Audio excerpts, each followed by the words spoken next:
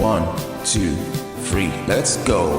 Wednesday afternoon, hoping you will tune into our show. And we'll have a laugh about it, you know. So that's how I got there. Yeah, I mean that's good. I suppose the answer is to that, because you're right.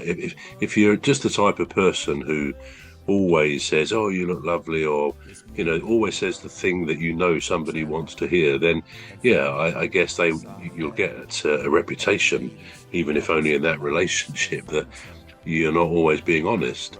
Equally, I would suggest that it's a good idea not to always be honest. In other words, you've got to pick and choose. You've got to deal with each situation as it comes. And, if you feel something would really hurt somebody's feelings, then I guess you would hold back a bit. Equally, if it was something whether it was to do with what someone was wearing or something else, you wouldn't want them to be in a situation then, if you said, "Oh, yeah, it's great," of going out and then being sort of ridiculed or looked at, would you? So it's horses for courses. I think you've got to decide, generally whether you're going to be honest about these things. Also, another aspect is that, in this interview you're conducting with, or she's conducting with you, it's always very tempting, isn't it, to sort of inevitably focus on what we think are our good points, our strong points, a bit like a job interview. And maybe that is the best way. But equally, I don't know, I think somebody in that situation would know if we are just boosting ourselves up. In a way, it's more intelligent to be a bit more honest and actually mention one or two foibles, one or two things that are not quite as positive as they might be. So, because also I think women, perhaps as a generalisation, they always like something a bit, not so dangerous is the word, but a bit different. I think you said about it earlier, you don't want to just be seen as stable and totally dependable and all those things all of the time. It's good to be a bit impulsive sometimes, isn't it? And just to have something which wants a bit of excitement in life. And I'm sure that's how you would come across anyway. But it's an interesting thing for us to think, what are my strong points? What do I think are my strong points? And do others think the same? So, so that's that. Right, moving on then. Oh, bro, go on. Before you move on, do you think I've got the job? Do you think I've got the job then? Well, I've not made a decision on that yet. I've got to see one of your answers to come. I may well be giving you some strong advice at the end of this. Anyway, so one or two more trivial ones. What is your favourite food to eat, or your favourite comfort food? Oh, that's easy. I like to have. It's something that some people would really. But I like bread and Coke. I just love it. Coke. Yeah. So because it's the laziest man food. It's the laziest food you can get. You get bread. And then you get Coke, and you fill your tummy, and you can get back to work. Yeah, I mean, it's a very basic ration, isn't it? Bread and Coke, like bread and water. But that can't be your favourite food. That cannot be your favourite food. Yeah, I think my favourite food would be rice. I love rice. Yep. Yeah, I love rice. However you make it, I love it. Okay. Okay. Yeah. Right. Where was your hometown, and is it vastly different, or was it vastly different to your current location?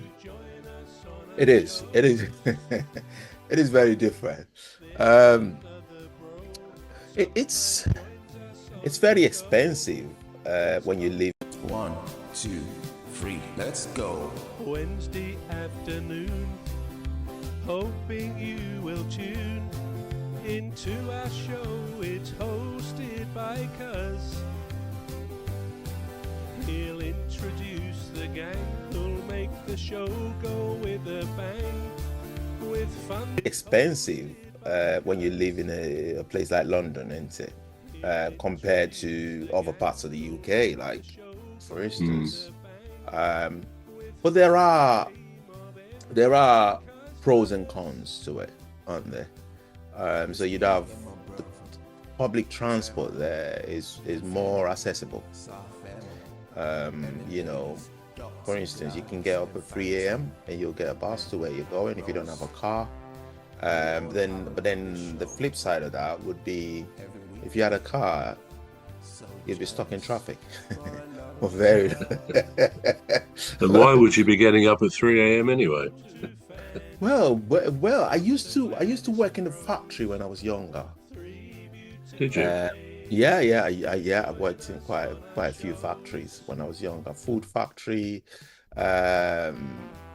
delivery factory. So we used to deliver, well, just make the boxes and you know, to put these products in. And the products were just magazines. So you have a Heat magazine, OK magazine, and all that. You just put it in a box and you put a label on it. So the labels were printed out, and you just stick the label on it. And it goes to different shops around the UK. So we get it delivered on a pallet, and then we'll, you know, obviously we'll sort it according to the deliveries that customers have placed.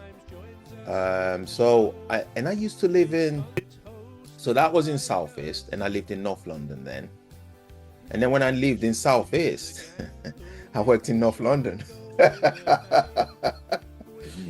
So it was quite, and I didn't have a car, you know, just in college then. So I just used to get up from, so I'd leave the house because I had to start for 6 a.m. in the morning. 6 a.m. in the morning was a start when I worked in North London, and I lived in South East. So I lived in a place called Eltham, and I worked in Enfield. So you know, so you had to go past London Bridge to get there. But if you drove, then you could go via the North Circular to get there. Anyway, so I used to wake up then about 2 a.m. and I'll set off just to get there for 6, because the bus came about 3:15, and I had quite a bit to walk to get to the bus stop, and that bus would take me down to London Bridge.